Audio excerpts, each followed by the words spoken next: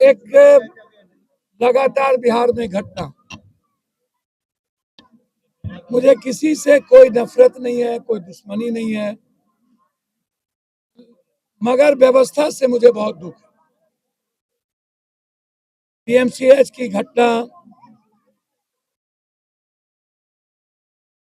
आप अंदाजा कीजिए, 9 साल की बच्ची के साथ बलात्कार, और फिर 9 चाकू, पूरा शरीर रक्त रंजित। कल फिर एक बच्ची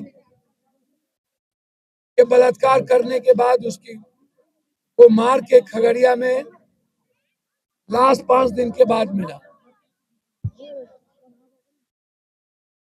सवाल ये नहीं है कि समाज की मानसिकता क्या होती जा रही है, सवाल यह है कि लोगों के भीतर कानून का इकबाल खत्म क्यों होता जा रहा है, डर खत्म क्यों होता जा रहा है। मैं हमेशा कहता हूं, मैंने यदि जल्लाद कुछ डॉक्टर के बारे में कहा या जल्लाद सिस्टम, उससे मेरा किसी सरकार के प्रति नफरत नहीं है। मैं यदि यह कहता हूं कि एक तरफ नाग और एक तरफ नेता, 9 से नाग 9 से नेता, नाग पर आप भरोसा कीजिएगा, नेता पर मत कीजिए। इंसान का जब पेट भरता है तब वो इंसान को काटता है, जानवर को जब भूख लगता है तब वो किसी को अपनी जिंदगी के लिए काटता है, मारने के लिए नहीं। मैं हमेशा कहता रहा हूं, समाज की जो फितरत है, आज हम कस्बा विधानसभा के डिमिया, एक दलित बस्ती और माइनॉरिटीज के इलाके में मैं,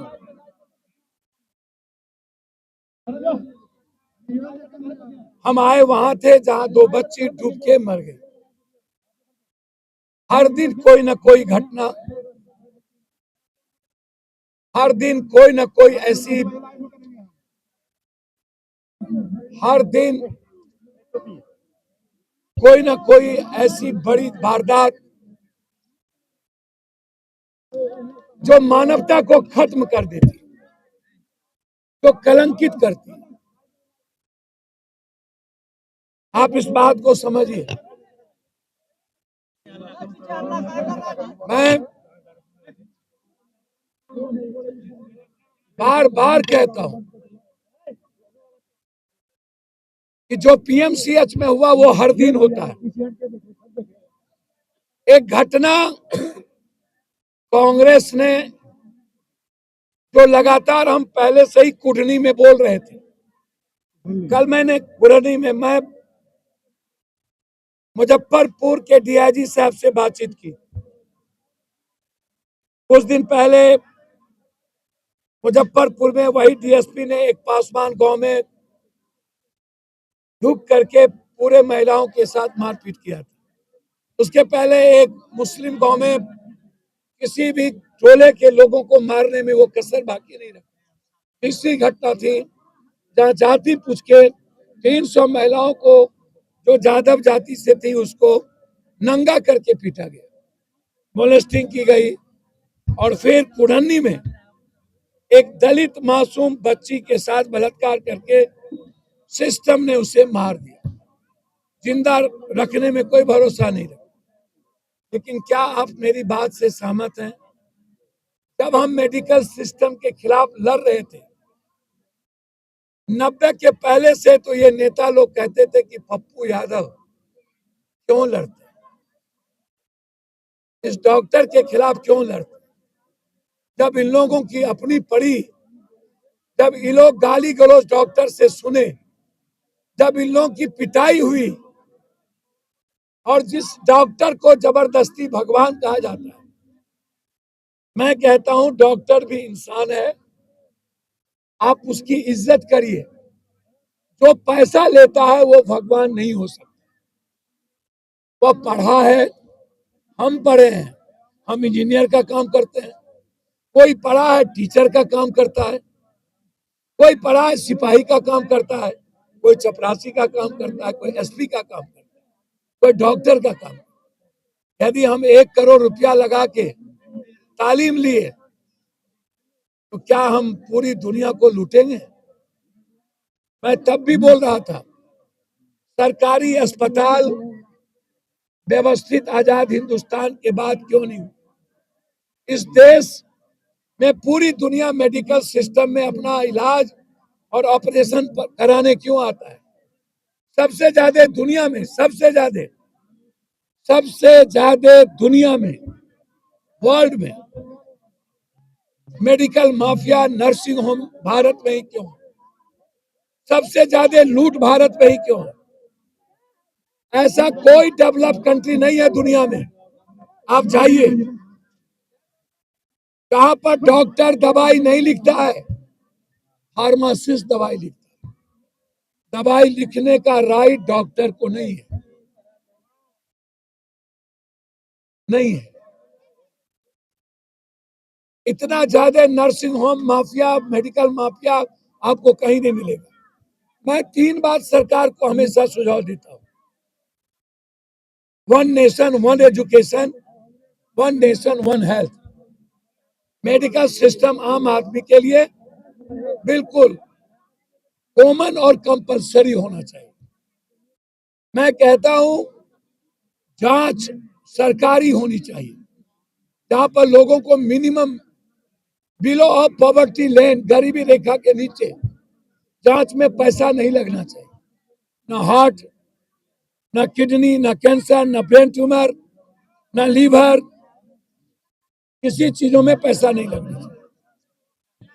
आप जो बिलो 1 बीघा 2 बीघा वाले जो जमीन वाले हैं, आप वहां एक सीमित मान दें, आप वो भी नहीं करते। मैं आपको कई बार कहता हूं कि सरकार से कि जेनेटिक दवाई को सरकारी अस्पताल में कंपलसरी करिए, वो लिखे। जब जेनेटिक दवाई हम लिखेंगे नहीं तो वो दवाई बिकेगा कहाँ? हम लिखते हैं एमआर के द्वारा सुझाव, क्योंकि डॉक्टर के बच्चों को विदेश में पढ़ना, डॉक्टर को हर महीने में एक नई गाड़ी चाहिए। डॉक्टर अच्छे हैं,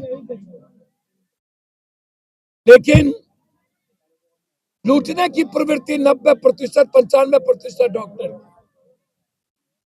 पूरा समाज खोखला हो गया है और हमारी सरकार कोई कानून नहीं बनाती है, हमारी सरकार कोई सिस्टम चेंज नहीं करती। हमें आश्चर्य लगता है। हमें आप बताइए, क्या कोई कानून मेडिकल काउंसिल ऑफ लॉ पर नहीं है? मैं तीसरी बात कहता हूं, सरकारी मेडिकल कॉलेज में जिसके बच्चे पढ़ते हैं उन्हें प्राइवेट क्लिनिक खोलने की इजाजत नहीं मिलनी चाहिए। एक तरफ जब मैं सुविधा देता हूं, बिना पैसे का पढ़ाता हूं, तो फिर वो प्राइवेट क्लिनिक क्यों खोले? सरकारी छोड़ प्राइवेट मेडिकल कॉलेज में यदि कोई डॉक्टर बनता है तो उनको 10 से 4 जो सरकारी दफ्तर में वो क्लिनिक ना जाए, और सरकारी किसी भी अस्पताल से पेशेंट को ट्रांसफर बाहर ना किया जाए, हायर सेंटर किया जाए, आईजीएमएस, भागलपुर। मैं अंत में एक बात कहना चाहता हूं, मैं जानना चाहता हूं विपक्ष से, इतनी बड़ी घटना घटी, कांग्रेस से आपको नफरत क्यों है? आप लोग बीजेपी से लड़ेंगे कि कांग्रेस से? हर मुद्दों पर कांग्रेस से नफरत क्यों? हर क्षेत्रीय पार्टी कांग्रेस को क्यों गाली देता है? चाहे बंगाल हो, चाहे महाराष्ट्र हो, चाहे यूपी हो, उन्हें लगता है कि मेरे वोट बैंक पर ईबीसी, ओबीसी, एसटी, एससी, संविधान और इस लोकतंत्र को बचाने में, सेकुलरिज्म को बचाने में, इंसानियत को बचाने में कांग्रेस हमेशा अव्वल रही। और आज भी यदि इस हिंदुस्तान में कोई संविधान की बात करता है वो राहुल गांधी। ईबीसी या आरक्षण क्या लड़ाई जिस मंडल के खिलाफ कमंडल पैदा किया गया। मैं पुनः कहना चाहता हूं, मैं विपक्ष के बरबोलेपन, जिनको भोज खाने से फुर्सत नहीं है, मुजफ्फरपुर में जाके देखे। आप ही के जात पर, मेरा जात शायद नहीं है क्योंकि हमको अभी जात वो मानते ही नहीं, आप ही का जात है। 300 महिलाओं को पीटा गया, आप गए। पप्पू यादव को जाने की जरूरत नहीं पड़ती। छपरा में यादव और ओबीसी जाति शाह को घेर घेर के पीटा गया था, याद है आपको? एक मौत भी हुई थी। पुलिस ने नंगा नाच किया था, सबके घर तोड़ दिए थे। आप गए, आप गए। है हिम्मत आपको जाने की? है? अरविंद यादव प्रमुख के बाप की, प्रमुख की, पूर्व प्रमुख की हत्या हुई, 9 यादवों की हत्या हुई। अभी गोपालगंज में एक मासूम बच्ची जो जाति से ज्यादा है उसको बलात्कार करके मार दिया गया, आप गए।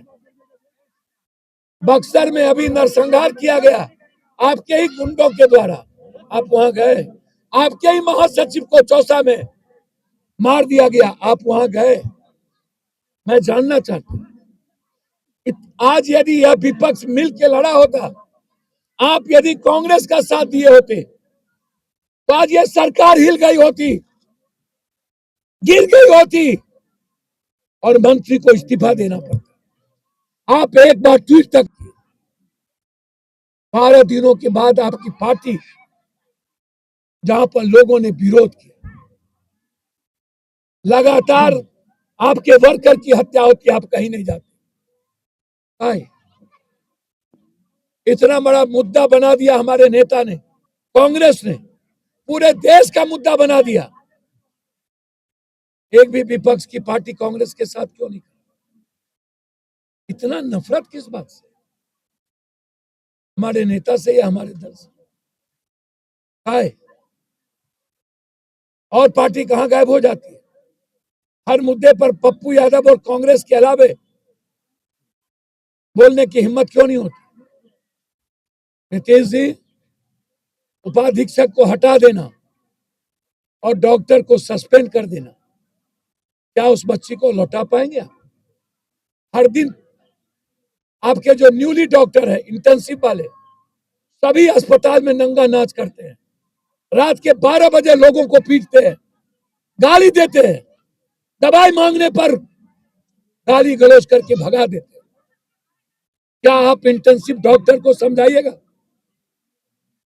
मैं आपसे पूछ रहा हूं, हर जगह यही स्थिति है। क्या पीएमसीएच में जो घटना लगातार घट रही है हिम्मत आपको काम करने की? आज आप ऑर्डर निकालेंगे जेनेटिक दवाई की, लिखो सारे सरकारी अस्पताल में जेनेटिक दवाई, एक दूसरी दवाई नहीं लिखी जाएगी। आप एमआर जो कहता है वो करते।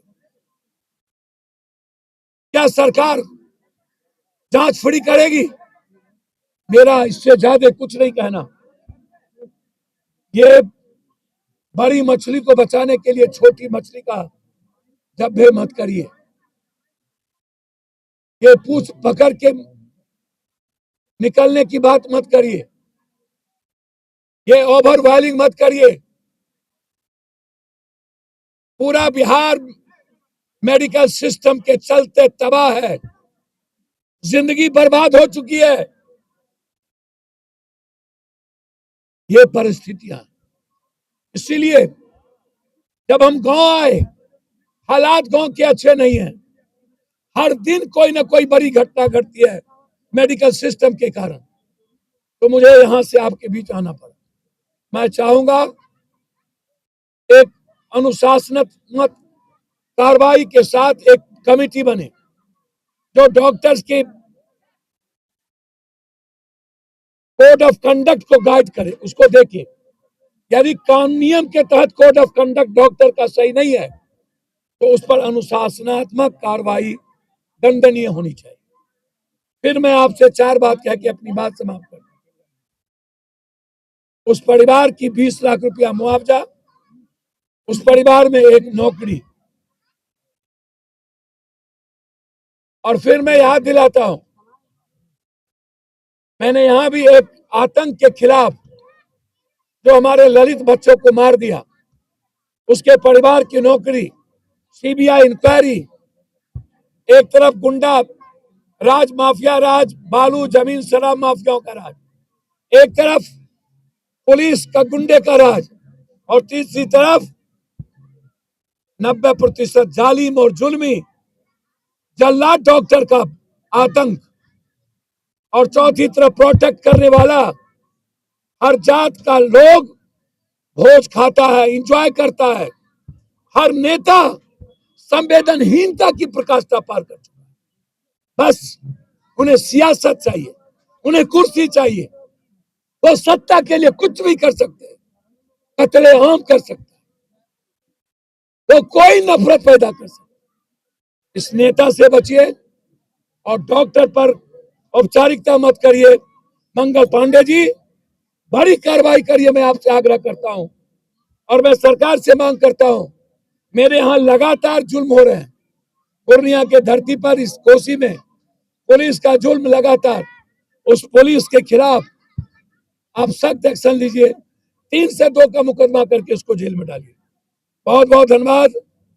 नमस्कार। नमो बुद्धाय। जय भीम।